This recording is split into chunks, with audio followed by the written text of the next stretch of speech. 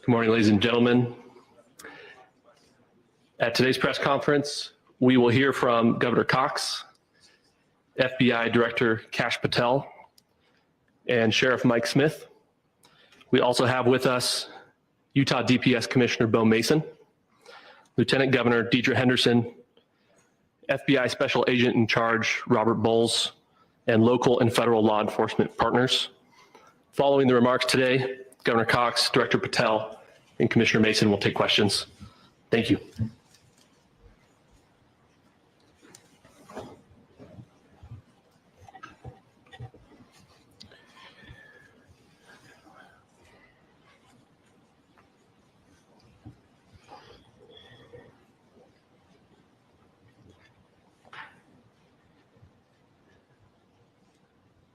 Good morning, ladies and gentlemen. We got him. On the evening of September 11th, a family member of Tyler Robinson reached out to a family friend who contacted the Washington County Sheriff's Office with information that Robinson had confessed to them or implied that he had committed the incident. This information was relayed to the Utah County Sheriff's Office and scene investigators at Utah Valley University. This information was also conveyed to the FBI. Investigators reviewed additional video footage from UVU surveillance and identified Robinson arriving on UVU campus in a gray Dodge Challenger at approximately 8:29 a.m. on September 10th, in which he is observed on video in a plain maroon t-shirt, light-colored shorts, a black hat with a white logo, and light-colored shoes. When encountered in person by investigators in Washington County on September 12th, in the early morning hours, Robinson was observed in consistent clothing with those surveillance images. Investigators interviewed a family member of Robinson who stated that Robinson had become more political in recent years. The family member referenced a recent incident in which Robinson came to dinner prior to September 10th, and in the conversation with another family member, Robinson mentioned Charlie Kirk was coming to UVU. They talked about why they didn't like him and the viewpoints that he had. The family member also stated Kirk was full of hate and spreading hate. The family member also confirmed Robinson had a gray Dodge Challenger. Investigators identified an individual as the roommate of Robinson. Investigators interviewed that roommate, who stated that his roommate, referring to Robinson, made a joke on Discord. Investigators asked if he would show them the messages on Discord. He opened it and showed several messages to investigators and allowed investigators to take photos of the screen as each message was shown by Robinson's roommate. These photos consisted of various messages, including content of messages between the phone contact named Tyler with an emoji icon and Robinson's roommate's device. The content of these messages included messages affiliated with the contact Tyler, stating a need to retrieve a rifle from a drop point, leaving the rifle in a bush, messages related to visually watching the area where a rifle was left, and a message referring to having left the rifle wrapped in a towel. The messages also refer to engraving bullets and a mention of a scope and the rifle being unique. Messages from the contact Tyler also mentioned that he had changed outfits. I know there's been speculation as well as to the writing on those casings, those bullet casings, and I believe we have that as well. And I'll share that with you now. So the area north of Campus Drive Road where the suspect crossed over, you saw some of that in the video that we released last night, consists of a grassy area with trees on the edge of the UVU campus. Investigators discovered a bolt-action rifle wrapped in a dark-colored towel. The rifle was determined to be a Mauser Model 98 30-06 caliber bolt-action rifle. The rifle had a scope mounted on top of it. Investigators noted inscriptions that had been engraved on casings found with the rifle. Inscriptions on a fired casing read, "Notices, bulges, capital O-W-O, what's this, question mark." Inscriptions on the 3 unfired casings read, "Hey fascist, exclamation point, catch, exclamation point." up arrow symbol, right arrow, and symbol, and 3 down arrow symbols. A second unfired casing read, "Oh Bella Ciao, Bella Ciao, Bella Ciao, Ciao Ciao." And a third unfired casing read, "If you read this, you are gay, LMAO." We are indebted to law enforcement across the state who's worked seamlessly together, local law enforcement, state law enforcement, and our federal partners with the Federal Bureau of Investigation. We're grateful for everyone who worked together in such a short amount of time to find this person and to bring justice.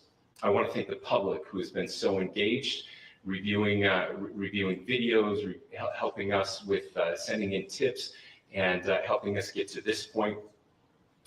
I want to thank the family members of Tyler Robinson who did the right thing in this case and were able to bring him into to law enforcement as well. I especially want to thank the family of Charlie Kirk, Erica, Charlie's parents, his children. I want us to be thinking of them as we bring justice in this case. They will be involved in that justice. We will be working very closely with them as we move through this process as well. This is a very sad day for our country, a terrible day for the state of Utah, but I'm grateful that at this moment we have an opportunity to bring closure to this very dark chapter in our nation's history. With that, I'll now turn the microphone over to the Director of the FBI, Kash Patel. Thank you, Governor. This is what happens when you let good cops be cops. The FBI and our partners are proud to stand here today together to bring justice to the family of Charlie Kirk and honor his memory. I want to express my deep gratitude to President Trump, the Vice President, and the entire White House who have been so incredibly supportive with both resources and just personally to the FBI as a team. They had our backs the entire way, and I just want to express my gratitude for giving us the resources we need to operate in this space to bring this sort of justice at this sort of speed. In 33 hours, we have made historic progress for Charlie. Governor Cox, our partnership has been absolutely incredible these last few days. Our partnership will endure. Your state and local partners, your sheriffs, your DPS community has been unbelievably impressive in the hardest of times. And a case like this cannot be solved, cannot be brought without partnering with your state and local authorities. The FBI has a certain role to play. We will play that role, and we will lead out for the federal government. Governor Cox, we are so grateful for your state partnership that led out on this investigation. A little bit of the timeline. Charlie was shot at 12:23 p.m. on Wednesday. The first FBI agents arrived on scene in 16 minutes with chiefs of police at 12:39 and secured the scene. The FBI immediately launched fixed-wing assets. We utilized these assets to transport personnel, specialty technicians, hostage rescue teams. We also utilized these assets to go back and forth from the East Coast and here in Utah to transport forensic evidence and other evidence that will be analyzed and is being analyzed at our FBI laboratories in Quantico and other laboratories, including the ATF. At my direction, the FBI released the first set of FBI photos of the suspect at 10 a.m. local time on 9/11. Then, shortly thereafter, the FBI reward of $100,000 was released at 10:45 a.m. local. Myself and Deputy Director Bongino arrived on the scene at approximately 5:30 p.m. on 9/11.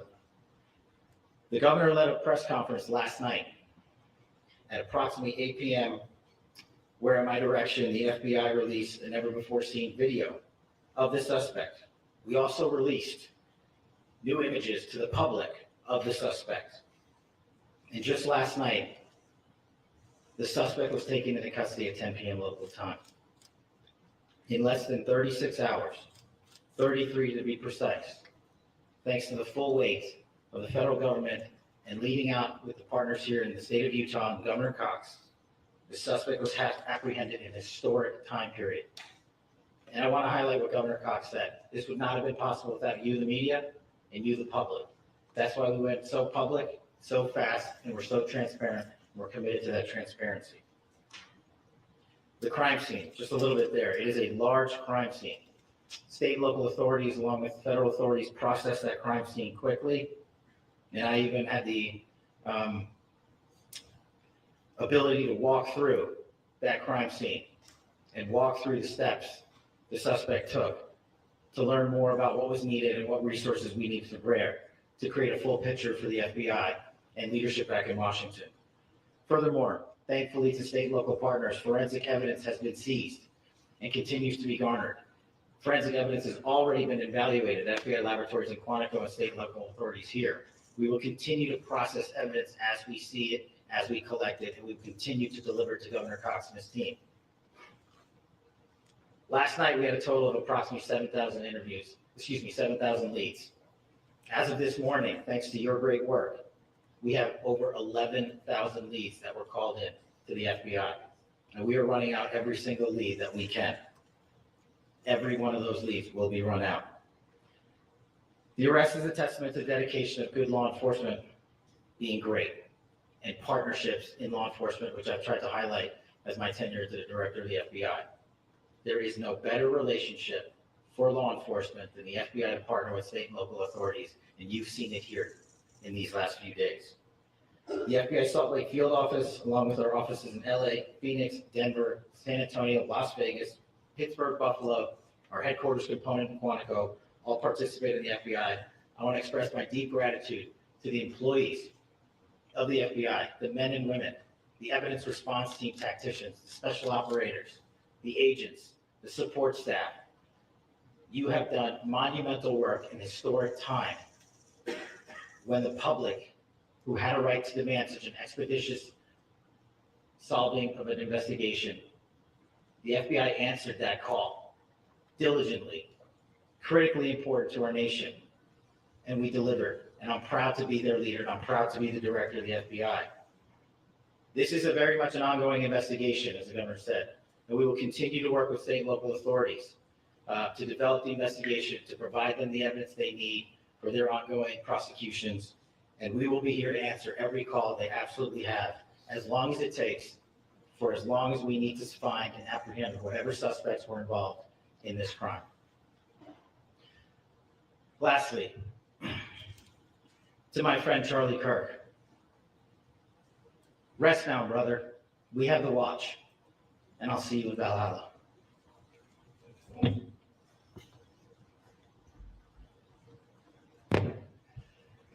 Thank you, and good morning. I would just like to take a few minutes as the sheriff to express my gratitude for everybody who has played a part in this investigation. As you know, it's been a vast, a complicated, and a very, very fast-paced investigation. You're looking at people standing up here who are running on, if they got an hour's sleep in the last couple of days, they're probably lucky. It has been very taxing. It has been so impressive speaking on behalf of the local law enforcement to see the cooperation that we've seen in this type of case.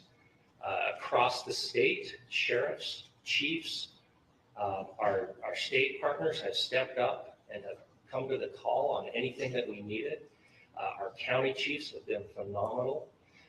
Our Utah County Attorney, Jeff Gray, who's standing up here with us, has been phenomenal in leading us through this investigation. I would like to thank the federal government for their resources, their assets. Our local team here, our FBI team, has been extraordinary in helping us work through this and bring this person to justice. Most of all, I would like to thank the public, and specifically, I would like to thank the public who turned to prayers and who turned to positiveness for us. I would like to thank them on behalf of the law enforcement community because we needed those prayers. That's what we needed to get through this. We needed your support, and you gave it to us. We needed your patience, and you gave it to us. And I would like to thank you for the Kirk family because that's what they need, is your support and your prayers, and that will get us through all of this. So thank you everybody that has stepped up. We've had such a phenomenal response to this. Thank you.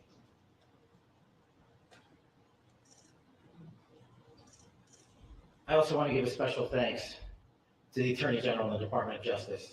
Their unwavering support and their commitment to justice is shown true here.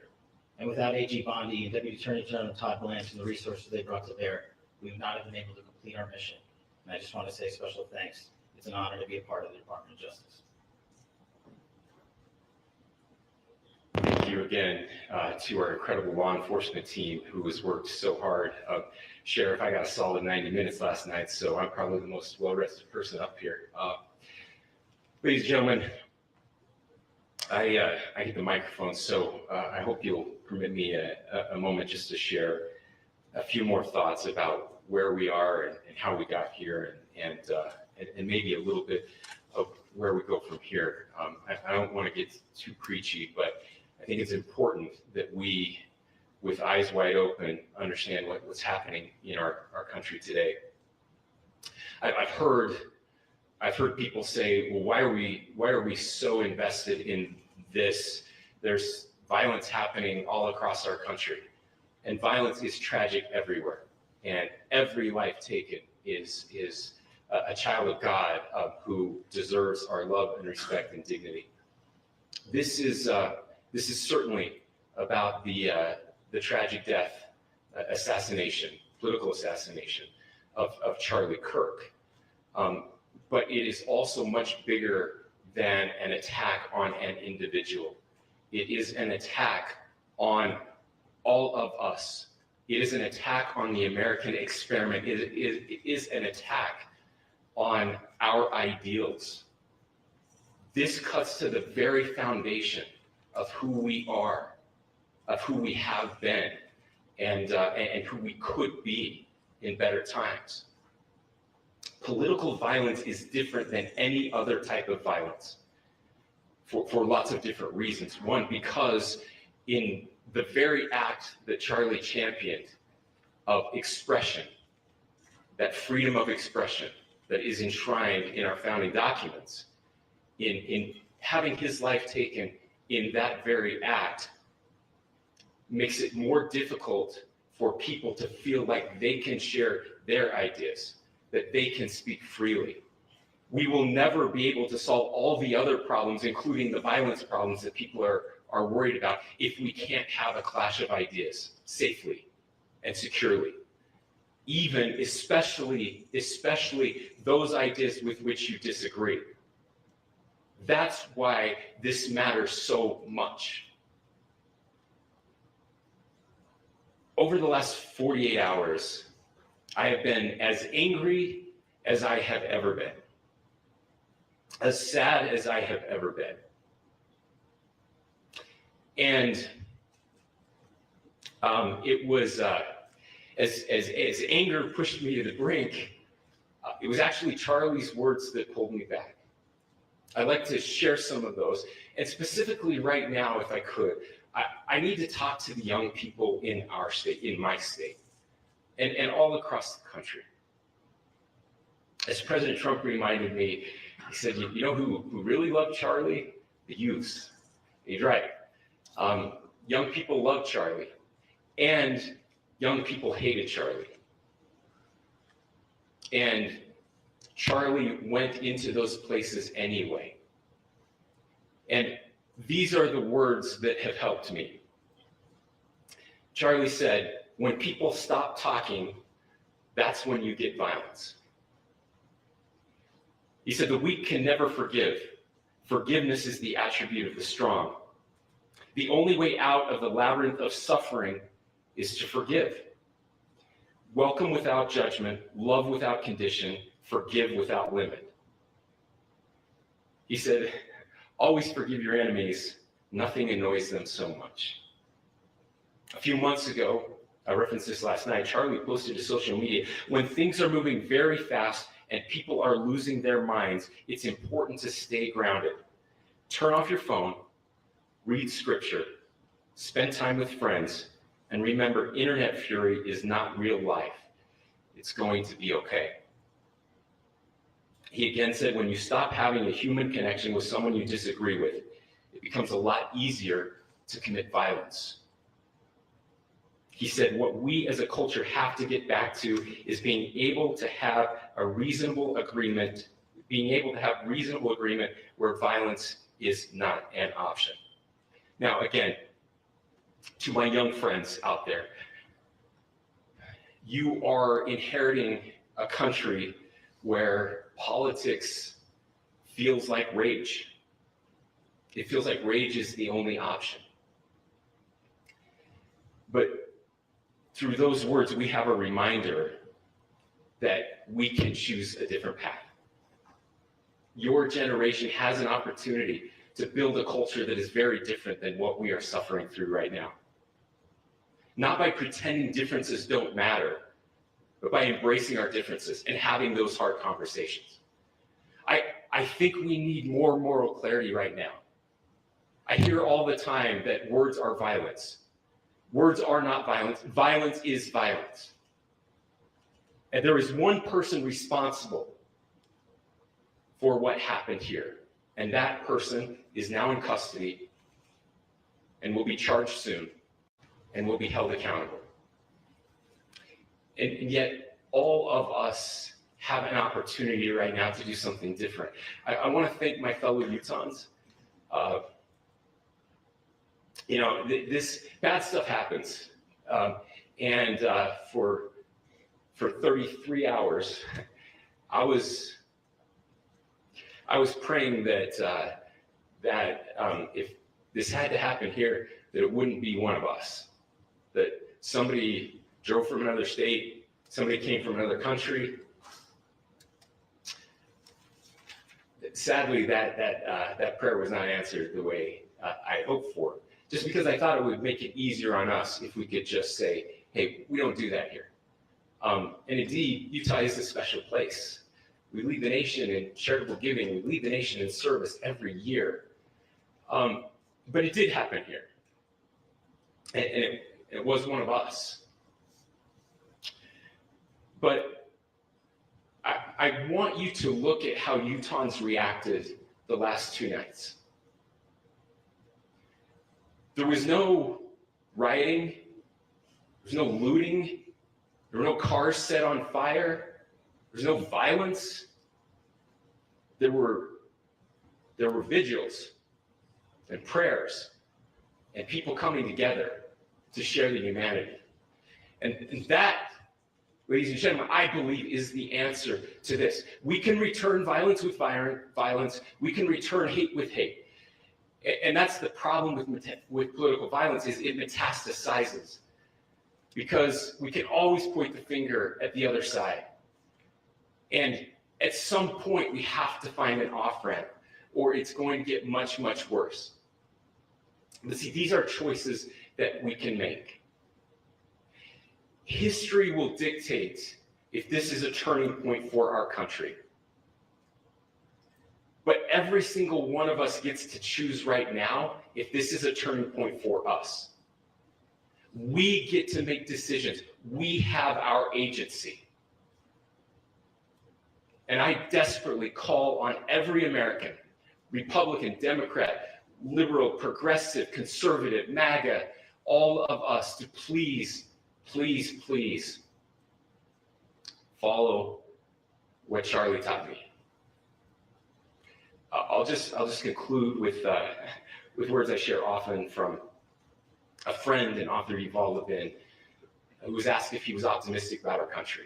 And he said, I'm not optimistic. He said, I hate optimism. God, that sounds bad. But he said, optimism is a vice. It's this idea that good things are just going to happen. He said, in the history of the world, good things have never just happened. He says, I'm not optimistic, but I am hopeful. And hope is the virtue that sits between the vices of optimism and pessimism.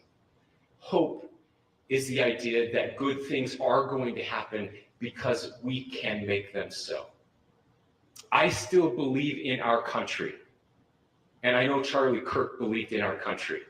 I still believe that there is more good among us than evil. And I still believe that we can change the course of history. I'm hopeful because Americans can make it so. Ladies and gentlemen, we're happy to answer any questions you might have. Governor, can you please speak to whether the suspect is speaking with authorities and his demeanor, Tyler Robinson, when he turned himself in? I cannot speak to that. Governor, how do you interpret his motivation? Governor, how do you interpret the engravings on the casing? Well, I will leave that up to you to interpret what those engravings mean. I think the clearest one that says "catch fascist," there's not. And by the way, that's like catch like a ball, catch this. That's I think that speaks for itself. Governor, you talk about this level of hatred that this person expressed at a dinner. Beyond that, is there anything in your view that you've discovered that may have radicalized or changed him to prompt him to commit such a horrific act? There's nothing more that we can share at this time. Governor, you indicated that he had been communicating with a friend on Discord about the gun. Do you anticipate any more arrests? We do not at this time have any information that would lead to any additional arrests. Do you believe he acted alone? Yes, but the investigation is ongoing.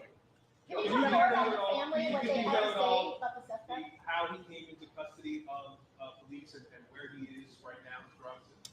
Yes, so right now, Mr. Robinson has been booked into the Utah County Jail.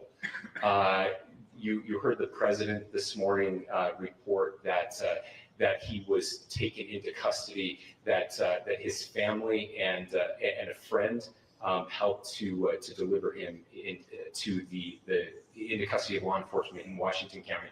Those of you that don't know where Washington County is, it is the southernmost, southwesternmost part of the state of Utah. It's about a 3.5 to 4 hour drive from here, where we are right now, and that's where he lived and where they turned him. Is he Can you talking tell to us somebody? more about what the family is saying about Tyler Robinson? I can't share any more than what I've already shared. Is he talking to Governor, do you have authorities? details on how he got back to Washington County and how the gun was obtained? So how we obtained the gun? The gun was found. No, how the was found. shooter obtained the gun and how the shooter then was able to get back to Washington. So I don't have much more details on that. We do know that he drove. We had his car here on campus, and then we had his car going south back to the St. George. It's actually the city of Washington in Washington County. Is he talking with authorities and did he discuss a motive? I'm sorry. Did the suspect plan to carry out any other attacks? We don't have any information that Are you would going to be release. releasing the mugshot? Yes, in fact, it was just released. Is he Yes. talking with authorities and did he discuss a motive? I can't answer that right now. Can you clarify? You've Okay. spoken very eloquently about trying to reunite this country. Do you feel that this is a watershed in American history? I absolutely believe that this is a watershed in American history, yes. The question is what kind of watershed? And that chapter remains to be written. Is this the end of a dark chapter in our history or the beginning of a darker chapter in our history? Look, I mean, if you look at true political assassinations in this country of someone of this stature, this feels a lot like the late 60s. And having one so gruesomely displayed on camera in all of our hands and in all of our pockets, we are not wired as human beings biologically, historically. We have not evolved in a way that we are capable of processing those types of violent imagery. And by the way, we've seen another one with a gruesome stabbing very recently that went viral. This is not good for us. It is not good to consume. Social media is a cancer on our society right now. And I would encourage people to log off, turn off, touch grass, hug a family member, go out and do good in your community. That is happening, and it's happening organically right now. I had a friend in a small city in Utah who said, we're getting together, the Republicans and Democrats in my little town are getting together to have a discussion tonight, last night, just to find a way to find their better angels. So yes, this could be, I mean, again, you have to go back to JFK to have seen a video live of something like this happening. I wasn't born until 1975, but I know that things were really dark in the late 60s. Sorry to some of you. I know some of you were there. This is our moment. Do we escalate or do we find an off-ramp? And again, it's a choice. It's a choice, and every one of us gets to make that choice. Two more questions right here. Could we clarify that the release of those enhanced images at 8 p.m., the timeline that Director Patel gave us, led to the arrest at 10 p.m.? Is there a direct connection between those two events? I cannot comment if there is a direct connection or not, but all I can say is that that through some process, the family came to know that this had happened. One more thing, Governor, could you just clarify the clothing issue you mentioned earlier? Was he changing outfits? Correct. Could you just clarify this? Yes. So when he's first spotted on campus, he has different clothing on, and then he changes clothing on the roof, and then changed back into that clothing at some point, so that when he was apprehended, when he was arrested, the clothing matched the clothing he had on before the shooting here at UVU. Last question here. You said that the suspect was from Utah. Can you kind of tell us a little bit more about where, and was he a student here at this university, and is there any history of mental illness? Yeah. I don't have any information on the mental illness part. He was not a student here at UVU. He was living and had lived for a long time with his family in Washington County. Thank you, everyone, for your great work in getting this information out. I would just say, process-wise, this may be important. I know many of you aren't familiar with the process in Utah. I think it's important that you understand that. Basically, we have 3 days for charging documents to be filed. A CI will be filed. We'll have more information then, more detailed information as those charging documents are filed in preparation for a preliminary hearing. So 3 days. So we would anticipate then that early next week, those charging documents will be filed. We will obviously be working, the county attorney will be working very closely with Mr. Kirk's family as those documents and decisions are prepared and made. Thanks, everyone.